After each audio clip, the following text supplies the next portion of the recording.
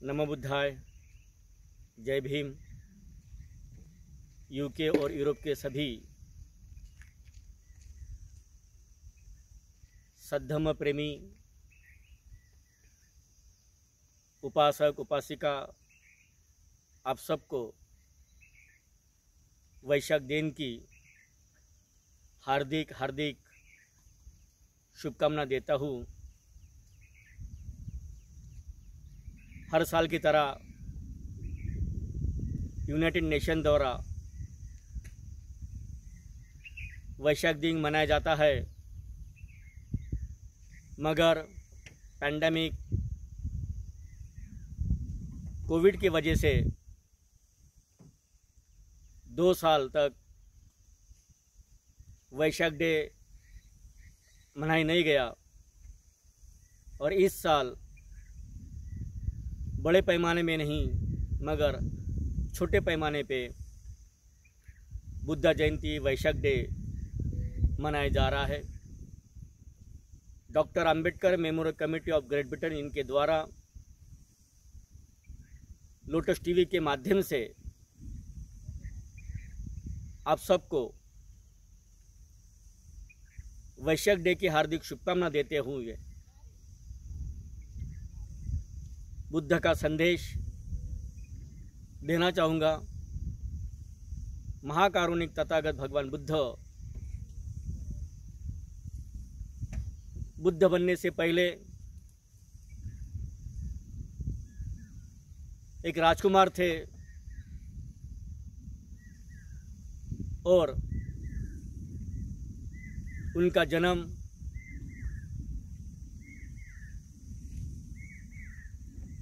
शालवन में उनका जन्म हुआ। ये अपने अपनी विश्व में एक अनोखी बात है कि दुनिया में किसी इंसान का जन्म किसी माँ ने अपने बच्चे का जन्म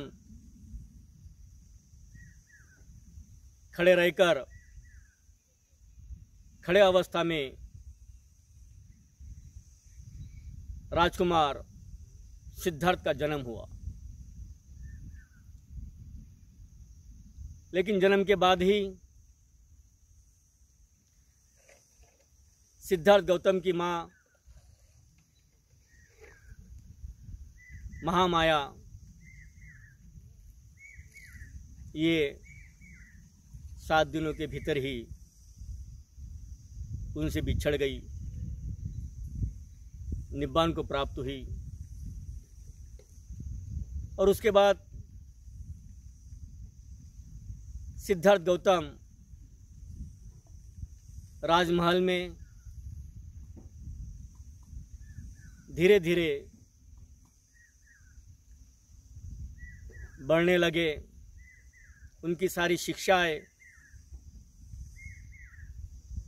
उनके राज्य में होने लगी और वो बचपन से ही काफ़ी चिकित्सक बुद्धि के थे, बचपन से ही होनहार थे, बचपन से ही बुद्धिजीवी थे। हमें बताया गया कि सिद्धार्थ गौतम ने गृह त्याग किन्हीं 4 कारणों के वजह से किया। उन्होंने किसी बुजुर्ग को देखा, उन्होंने किसी बीमार व्यक्ति को देखा, उन्होंने किसी मृतक व्यक्ति को देखा और उन्होंने किसी सन्यासी को देखा। मगर प्रश्न है, जब भी हम अपने परिवार में जन्म लेते हैं तो हमारे माता पिता भाई बहन अड़ोसी पड़ोसी जो हमारे इर्द गिर्द हमारे साथ साथ उम्र के हिसाब से बढ़ते हैं तो वो भी कभी बीमार गिरते हैं, वो भी बुजुर्ग होते हैं। और भारत देश संतों और मुनियों का देश है, तो यहाँ पे कभी कोई मुनि, कभी कोई संत भी नज़र में आता है, कोई मृत्यु को भी प्राप्त होता है। ये चार घटनाएं सिद्धार्थ गौतम के जीवन में एक ही बार दर्शाई गई कि उसने इसके पहले कभी मृतक व्यक्ति को नहीं देखा, कभी बुजुर्ग व्यक्ति को नहीं देखा, कभी बीमार व्यक्ति को नहीं देखा, कभी सन्यासी को नहीं देखा। ये बुद्ध के विज्ञानवाद से मेल नहीं खाता। वास्तविक तौर पर सिद्धार्थ गौतम ने जो ग्रह त्याग किया था, वह ग्रह त्याग शाक्य और कोलीय, इनके बीच जो नदी बहती थी, उस नदी का पानी सर्वप्रथम कौन सा राज्य लेगा, उसके लिए उन दोनों राज्यों के बीच में लड़ाई हो रही थी। और लड़ाई होने के कारण सिद्धार्थ गौतम से कहा गया कि आप क्षत्रिय हो और क्षत्रिय धर्म का पालन करो, आपको हाथ में तलवार लेकर अपने राज्य के हित के लिए, अपने राज्य की जनता के हित के लिए, अपने राज्य को सुखी और संपन्न बनाने के लिए आपको शत्रु राज्य के साथ में, शत्रु देश के साथ में आपको लड़ाई करना जरूरी है। मगर सिद्धार्थ गौतम, जो कि एक चिकित्सक बुद्धि के थे, सिद्धार्थ गौतम जो कि एक ज्ञानवान थे, सूझवान थे, बुद्धिवान थे, तो उन्होंने कहा कि हे राजन, मैं लड़ाई नहीं लड़ सकता, मैं हाथ में तलवार नहीं पकड़ सकता, मुझे लड़ाई नहीं करना है। उनके इस कहने के ऊपर में सारी जनता उनसे नाराज हुई। राजा के पदाधिकारी उनसे नाराज हुए और उन्हें राजद्रोह या राजद्रोही घोषित कर उन्हें उनके राज्य से निकाल दिया गया। तब सिद्धार्थ गौतम ने कहा कि हे राजन, मैं आपसे कहना चाहता हूँ कि कभी भी अपने शत्रु को, अपने मित्र को, चाहे वो शत्रु कितना भी बड़ा क्यों ना हो, उस शत्रु को अगर जीतना है तो तलवार की जोर पर ना जीतते हुए हम उसे मैत्रीपूर्ण व्यवहार करते हुए, बातचीत करते हुए अगर हम उसे जीत सके तो ये दुनिया की सबसे पहली लड़ाई होगी, जो किसी की हत्या किए बगैर हम उसके ऊपर में विजय प्राप्त कर सकते हैं। और सिद्धार्थ गौतम ने ग्रह त्याग कर दिया। ग्रह त्याग करने के बाद सिद्धार्थ गौतम जंगलों में भटकते रहे, तप साधना, ध्यान साधना करते रहे, कठिन परिश्रम करते रहे और इतना कठिन परिश्रम किया कि जानने में आता है कि सिद्धार्थ गौतम ने एक चावल का दाना खाकर 15-15 दिन भूखे रहने की और अपने शरीर को पीड़ा देके कुछ प्राप्त करने की इच्छा भी रखी। मगर जैसी जैसी उनका कठिन तपश्चर्या बढ़ती गई, शरीर को वेदना देते गए और एक समय ऐसी आया कि सिद्धार्थ गौतम पूरी तरह हड्डियों का ढांचा बन चुके थे। उनके पेट को हाथ लगाए तो पीठ लगती थी और पीठ को हाथ लगाए तो पेट लगता था। और उसी समय एक घटना घट गई। वह घटना सुजाता नाम की एक उपासिका, उसकी मन्नत पूरी होने के उपलक्ष्य में उसे कुछ दान करना था, तो वो सिद्धार्थ गौतम को वन देवता समझकर उसे खीर दान करती है। सिद्धार्थ गौतम उस समय उस खीर को ग्रहण करते हैं और सिद्धार्थ गौतम खीर को ग्रहण करते ही उन्हें सबसे पहले 4 बातों का ज्ञान हुआ। वो 4 बातें वर्ण, आयु, सुख, बल, ये 4 बातों का ज्ञान हुआ। तब उन्हें उनके जो साथी थे, कौंडन्य, वप्प, भद्य, महानाम, अश्वजित, ये उनके साथ में तब साधना करते थे, वो भी सन्यासी थे, मुनि थे। तो उन्होंने सिद्धार्थ गौतम को ये कहा कि आपने तपश्चर्या के सारे नियमों को तोड़ दिया, आप पथ भ्रष्ट हो। सिद्धार्थ गौतम ने शांत चित्त से सुना, उन्हें कोई जवाब न देते हुए अपना काम करते रहे। और फिर उसके बाद में सिद्धार्थ गौतम पीपल के वृक्ष के नीचे ध्यानस्थ हो गए।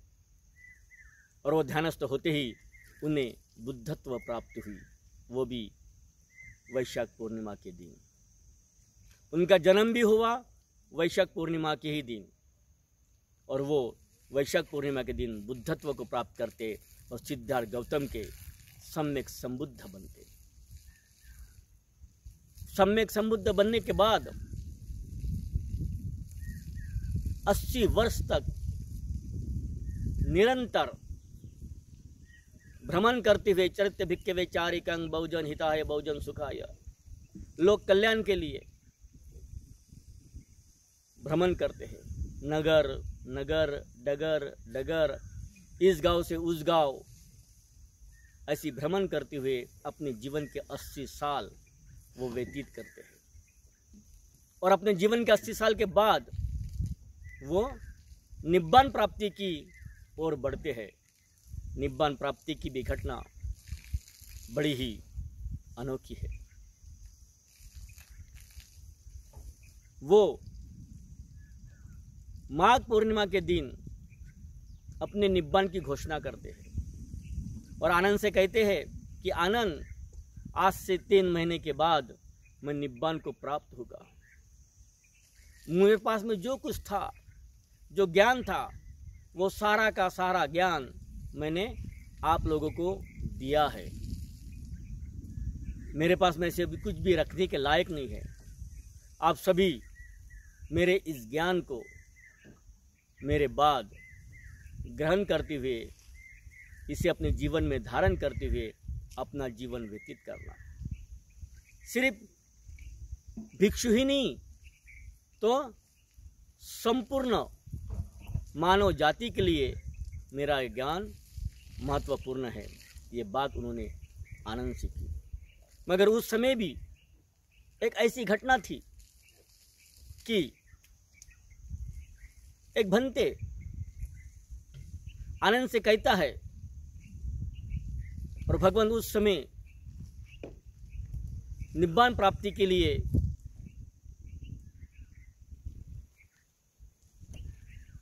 चारपाई के ऊपर में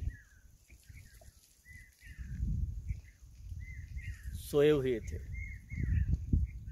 उसने कहा कि मैं भंते से मिलना चाहता हूँ, मैं शाक्य मुनि से मिलना चाहता हूँ, और शाक्य मुनि से मैं जानना चाहता हूँ, मेरे कुछ प्रश्न है। तब आनंद ने उस भंते से कहा कि हे आउस, अभी आप नहीं मिल सकते हैं, अभी भगवान विश्राम कर रहे हैं, रेस्ट कर रहे हैं, और आपको मिलना ही है तो कुछ समय के बाद मिलिए। ये बात भगवान ने सुन ली और आनंद से कहा कि आनंद, जो मुझे पुकार रहा है, जो मुझसे मिलना चाहता है, उसे लेके आओ। कई लोग मुझे दोष ना दे कि भगवान ने अंतिम समय में भी किसी को कोई ज्ञान की बात ही नहीं बताई, किसी को कोई ज्ञान का दर्शन नहीं दिया। मैं ये बात, ये कलंक अपने माथे पे नहीं लेना चाहता। तो भगवान ने उसे भी बुलाकर धम्मोपदेश किया। ये सारी बातें अगर हम ध्यान से दें तो निश्चित तौर से हमें ये ज्ञात होता है कि सिद्धार्थ गौतम का जन्म ये वैशाख पूर्णिमा के दिन होता है। सिद्धार्थ गौतम को बुद्धत्व प्राप्त, वो सम्यक संबुद्ध बनते हैं, वैशाख पूर्णिमा के दिन बनते हैं। और बुद्ध निब्बान को जो प्राप्त होते हैं, वो भी वैशाख पूर्णिमा के दिन ही निब्बान को प्राप्त होते हैं। और यूनाइटेड नेशन द्वारा इसे वैशाख डे घोषित किया गया है। यूनाइटेड नेशन कभी किसी संत पुरुष, महापुरुष की जयंती नहीं मनाता, मगर यूनाइटेड नेशन द्वारा बुद्ध को एक अच्छी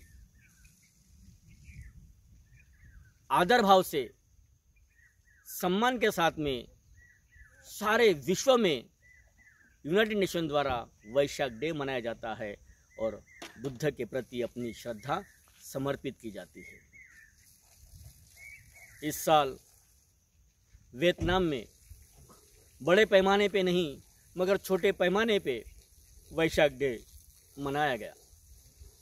हम सब भी वैशाख डे मनाते हुए ये ध्यान में रखें कि वैशाख डे मनाने के दिन हम सब सफ़ेद वस्त्र धारण कर, मन में बुद्ध धम्म संघ के प्रति श्रद्धा उत्पन्न कर बुद्ध विहार में जाए, बुद्ध के सामने त्रिवार वंदन करे, पंचशील अष्टशील को ग्रहण करे, हो सके तो उपोषित रखने की कोशिश करे और ध्यान भावना करे, जिससे आपका मन जो अस्थिर मन है वो स्थिर होगा।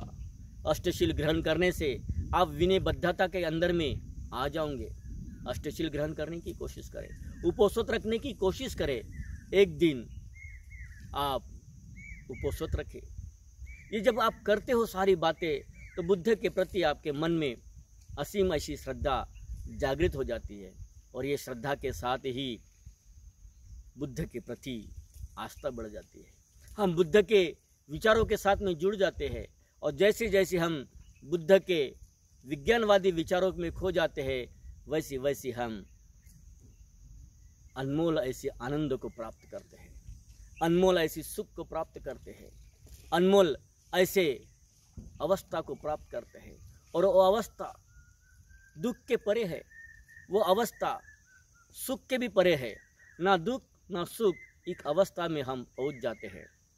तो आज हमें ये ज़रूरत है कि हम सब बुद्ध जयंती मनाते हुए, वैशाख डे मनाते हुए, तीनों घटना को ध्यान में रखते हुए इस तरह से हम इसको मनाने की कोशिश करें।